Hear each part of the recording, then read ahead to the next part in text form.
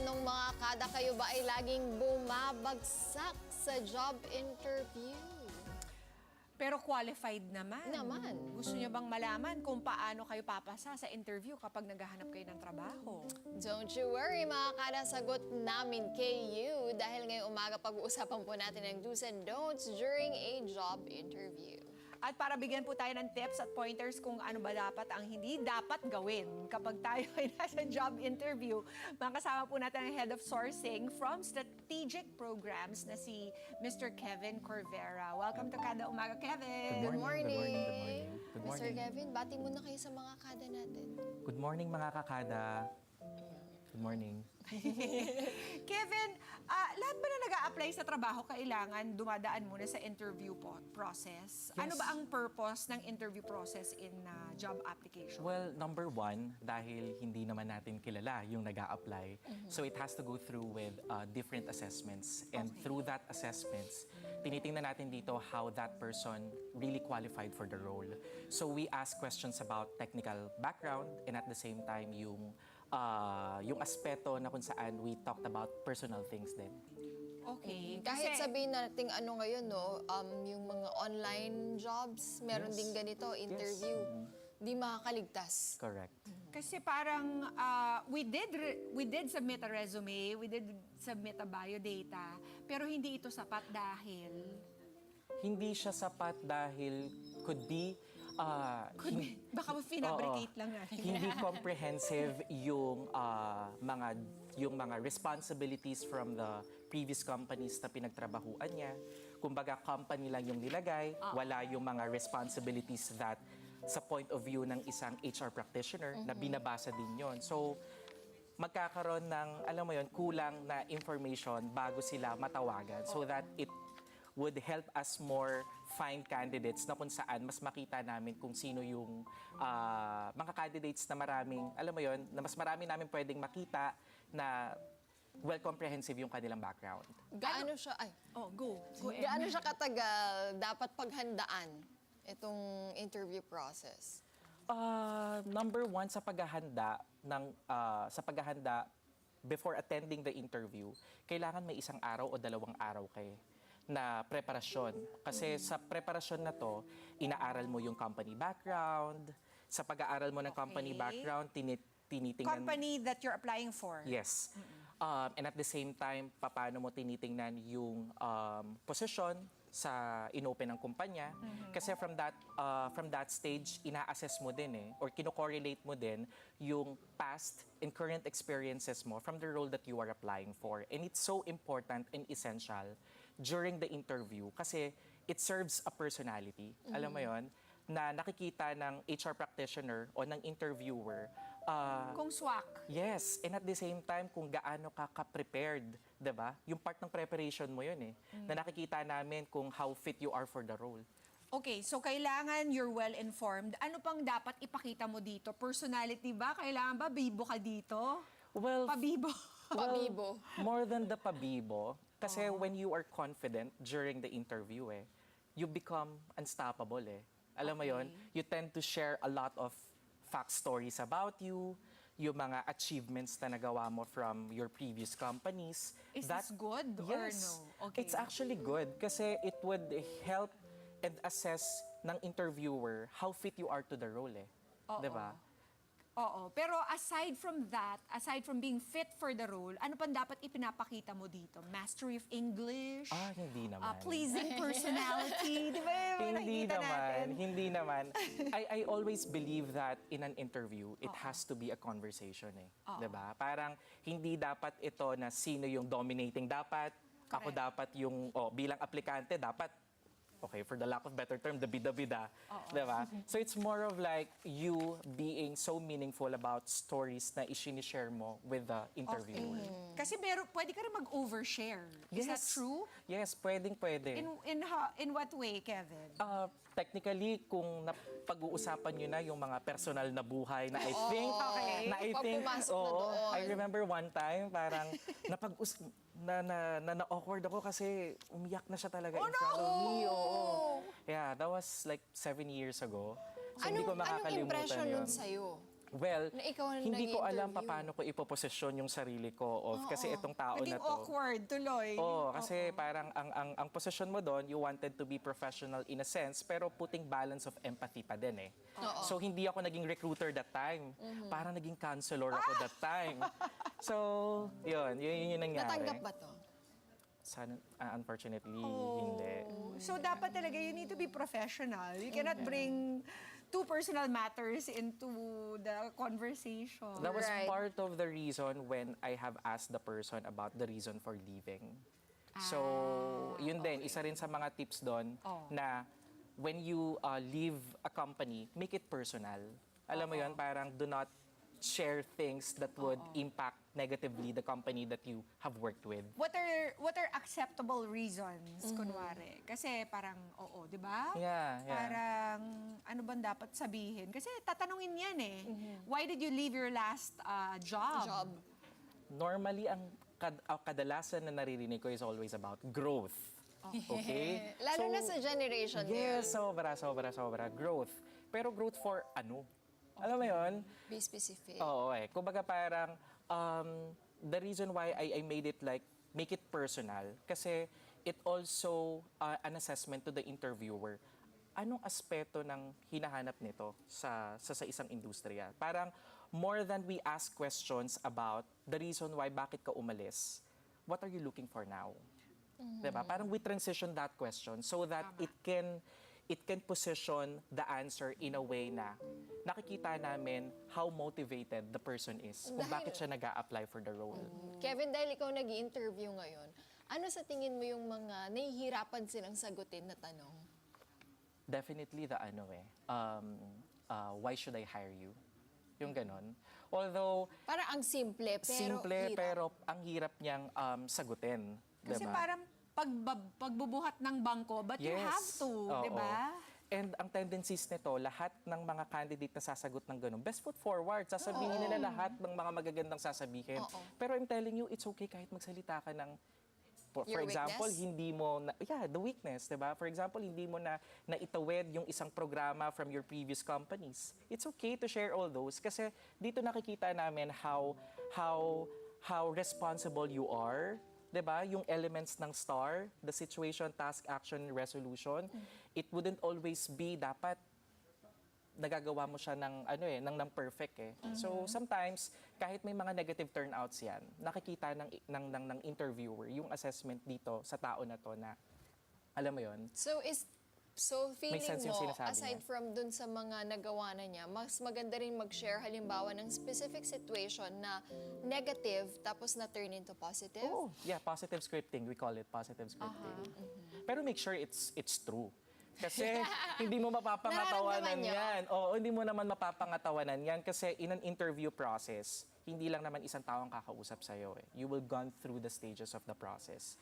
It can be Okay. initial to final, or there would be another layers of interview, and so on.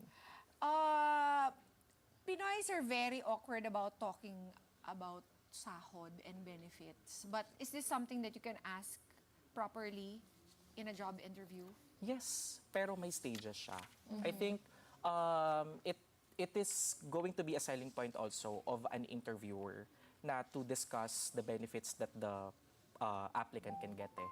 Kumbaga parang as an applicant, kung qualified ako, what's in it for me? Correct. Kung kukunin ko kayo. So dahil dinadrive ninyo that it's not me dominating the conversation, it's a two-way street of conversation. So it would also be helpful for the applicant to when you go through with that conversation, you set expectations already. So may stages siya in a sense na sa initial interview, you don't ask that upfront eh, 'di ba? So hinahayaan mo yung interviewer would initiate that question. Probably in the last stage of your final or in the last stage of your interview, like the final interview, you discuss it with the one kasi you're going to directly reporting to that hiring manager just in case. There are cases like that, but it's okay. Ang daming, ilang interviews ba? Well, we kailangan gawin practice these normally days? first interview, we gone through with the assessments and then final.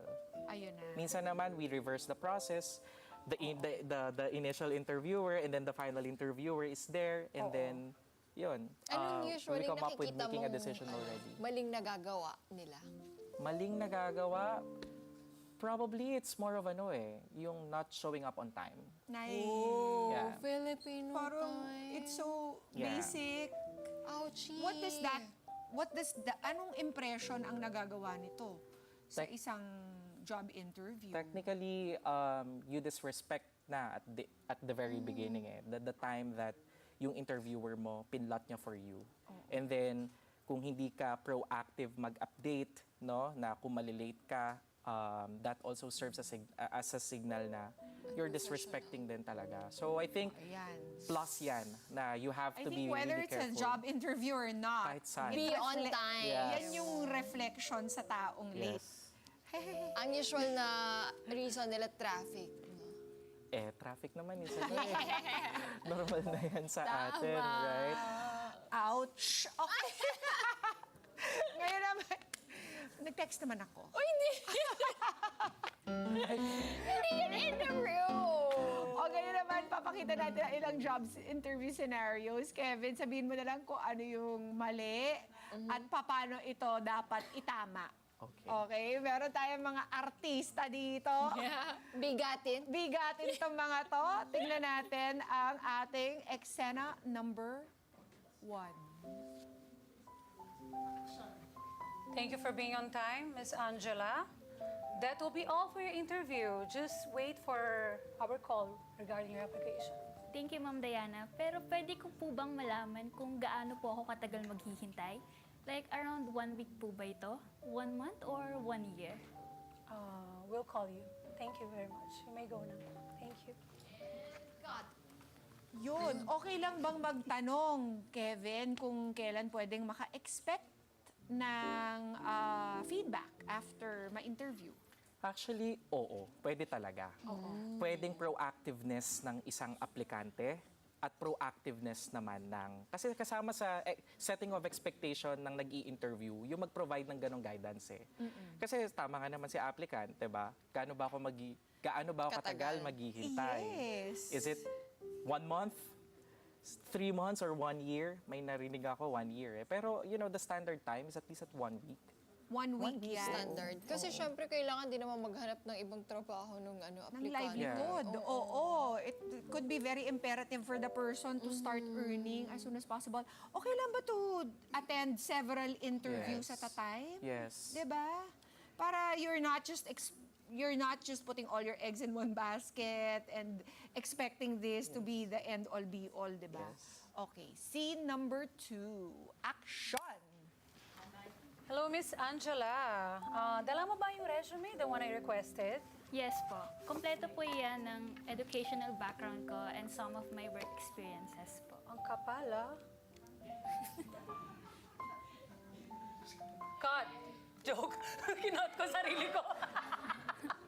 Okay. At ang tanong, ilan ba ang Tamang number of pages pages ng resume? Well, Kevin? hindi natin Mapapakapal ba yun? What kind of information Information, yes. should be included? Pati ba Yeah. yung Yung mga seminars seminars na buo? attended or grade school awards? Yes, Ilalagay yes. ba natin yan dyan? I agree. More than the pages, it's the relevance of the information. Diba? Kasi may mga naglalagay doon talaga napakahaba ng mga, like yung mga Ilan na yung experiences pinakamahabang nila. na ranasan mo? 15 companies, 20 companies, pero sobrang tanda na rin kasi ng nung nag-apply na yon. Yeah. So, what is relevant information? Well, number 1, your name, your email address, your contact number, and then you go follow, or it has to follow through with the educational background, yun ang dapat na nauuna, and then you go on with professional work experiences. Yung mga personal information like birthday, the sex, the male, or whatever. Kasi iniiwasan natin dito yung tinatawag nating mga gender biases or Correct. cognitive biases. yes. Like even adding picture to the resume, Wala na some rin pwede. Kasi depende sa role. Kung nag-a-apply ako like, Kung front office? yes. Okay. Pero kung yung mga role naman that requires no biases at all, kasi tao rin tayo Sometimes, picture pala makikita na natin. May bias na tayo. Yes. Age pala makikita natin may biases, may bias na tayo. So, bawal ilagay, pwede nang hindi ilagay ang age. Yes, pwede. Kasi ageism naman yon. Pati ba mga mga, okay, so of course corporate jobs will need an interview. How about yung mga blue-collar jobs? Yan. Sa mga blue-collar jobs naman, that actually might be relevant with with positioning your resume. Kasi, syempre, tinitingnan din natin dito kasi may mga nag-a-apply kahit more than the 60 years of age na.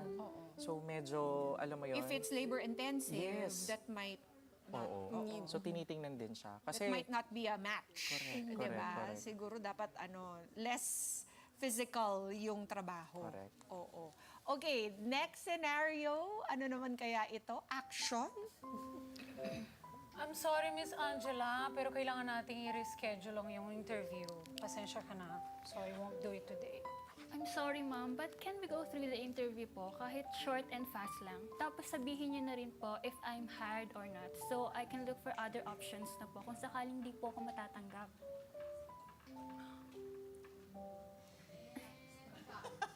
Wala nang nasagot. Nag-freeze! Freeze na lang siya. Nag-freeze mag-isa. Oo, wala na siyang naisagot. Nag-freeze yung video natin, mga kada. Pasensya Ay, na. video ba natin yun? Ay, hindi pala yung actor, pala yung nag-freeze. Okay, does that happen? Na yung interviewer mismo ang nagpaparisked? well, And is it Na andun okay na. to force them to, wait lang, can you just give me 5 or 10 minutes? Kasi naglaan ka na ng Time. oras para dito, pamasahe, correct. pang hair and makeup, outfit, di ba? Well, sa case na yon, ang mali doon is the interviewer. Correct. Diba? Kumbaga parang, it's good din naman that you proactively, kung merong mang mangyayari or meron mang nag-conflict ng schedule, you have to advise at least 2 hours before the applicant para at least makapag-adjust siya ng schedule niya. Oo. Then, kasi definitely, hindi lang naman isang kumpanya ang kanyang A-applyan. a-applyan, Correct. diba? Okay. Parang ano yun professionalism. Di ba? Kung Showing meron kanina, professionalism. nag-disrespect ng time, ito naman, The other way interviewer, around. yes. Ang nag-disrespect Yes. ng time. Kaya Kevin, mga ilang paalala na lamang para sa ating mga kadang first time to get interviewed for a job. Well, thank you. Well, it's timing that academic calendar year end na, no? So, ang daming mga fresh grads ngayon. So, I hope na marami kayong mga natutunan dito sa scenario namin o sa mga information na na-share ko kanina. But one thing is more important is being authentic to yourself. Ang mga companies na yan o ang mga interviewers na yan, hindi naghahanap ng perfect na aplikante. So, ang kailangan nyo lang, magkaroon kayo ng kumpiyansa sa sarili ninyo at huwag laging mahiyang magtanong. Okay. And also like the basic things, try to be 5 to 10 minutes early for your Yes. scheduled interview. Baka sabihin nila, okay, I'm gonna be authentic. Tapos yung outfit nila, Yes. K-pop. Pero hindi naman. Hindi swak. Hindi naman pang entertainer Oo. yung Correct. kanyang ina-applyan, di ba? Dress Appropriately. appropriately. Di ba? Ano pa yung mga iba pang mga mistakes, Kevin, that you've seen? Well, yung mga nagtatanong talaga at the onset, magkano yung sahod nito? Right That's away. normal. Oo. I mean, nagiging normal siya pero we wanted to break that break that Kasi hindi siya dapat ganun. Napag-uusapan naman siya pero it's just Not- really right not agad- Not time too and pacing. straightforward. Correct. No? And yan, sana po ay nakatulong sa inyo ito. And if you have further questions, Kevin, where can they reach you? Well, number one, you can reach me to Q2 HR Solutions. And then you can find more career opportunities at Careers at Q2.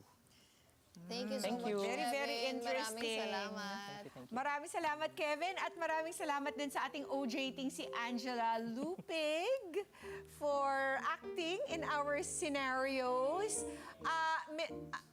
Madam Boss, tanggap na Mag-a-apply po ba? kayo? Tanggap na po ba Kasi si Angela? Finish na yung time ko eh. Ay, kayo masungit, medyo masyadong late masungit. kayo eh. Sige, sige, Masungit iwan na si natin boss. si Madam Boss. Baka siya po yung applicants may-ari ng eh. kumpanya. Baka hindi po siya empleyado, siya po yung may-ari. Mga kadang job interview po ay first step sa katuparan ng inaasam nating trabaho. Kaya preparation is key para sa job interview. Kaya always prepare outfit, Correct.